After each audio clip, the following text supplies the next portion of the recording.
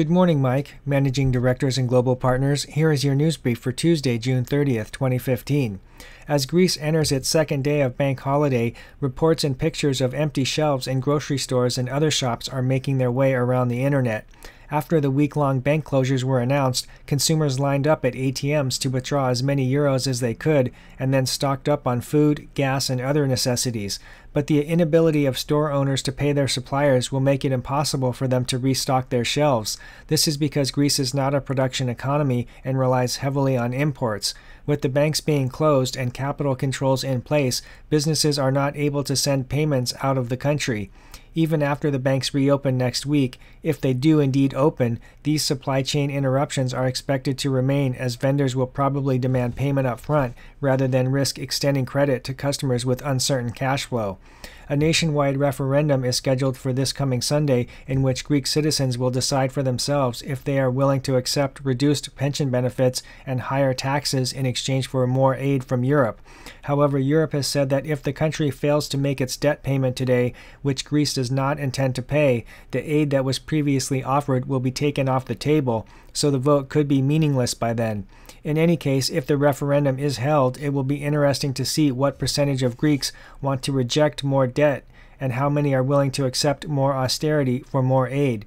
Prime Minister Alexis Tsipras stands firmly against the referendum, meaning he opposes the conditions Europe has put on providing more bailout funds. In response, European officials warned Greek voters that a no vote means that Greece will effectively lose its membership in the EU. At the same time, both Standard & Poor's and Fitch have downgraded the country's credit rating, and S&P now says there is a 50-50 chance Greece will exit the euro. Next, Zero Hedge has uncovered information that reveals that JP Morgan Chase may have cornered the commodity derivatives market in Q1 of this year. According to the Office of the Comptroller of the Currency's latest quarterly report, JP Morgan's commodity derivatives book exploded from just $131 billion at the end of last year to a whopping $3.8 trillion by the end of March for a 2,900% increase. This brought the total commodity derivatives in existence to $3.9 trillion when the average amount over the previous 5 years was only around $200 billion. This unprecedented surge means that JP Morgan now owns 96% of all the commodity-related derivatives in the market today. No explanation was offered by either JP Morgan or the Office of the Comptroller of the Currency for the massive creation of new derivative contracts at the start of the year. However, Chris Powell of the Gold Antitrust Action Committee believes the U.S. government must have been involved because he says it's unlikely that a single investment bank would take such a large position on its own. He also says that the fact that the government or a bank did something so unusual and so large as this could be a sign that the powers that be are desperate to hold the system together, and this is the only way that they could do it.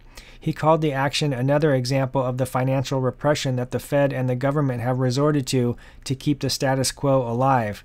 Another strange anomaly that appears in the OCC report for the first time is that gold-related derivatives were lumped in with the foreign exchange derivatives, so it is now impossible to see the exact amount of gold derivatives that exist. This is just another example of the government changing how it reports certain data to make it less detailed, less informative, and less useful. And finally, in its annual report, the Bank of International Settlements has called out the central banks of the world for their irresponsible monetary policies. The BIS says the central banks will not be able to respond when the next financial crisis breaks out because they have already used up all their ammo. It correctly says that the years of ultra-low interest rates have fueled an economic boom that has encouraged excessive risk-taking, and they will eventually come back to bite the over-indebted economies of the world. It also says the zero, near zero, and even negative interest rates that were meant to stimulate the economy are actually now acting as a drag on growth, and that the central banks have painted themselves into a corner and there is no easy way out. Of course, we have been saying this for years, even before the Fed and other central banks launched their artificial stimulus measures. And that's your news brief.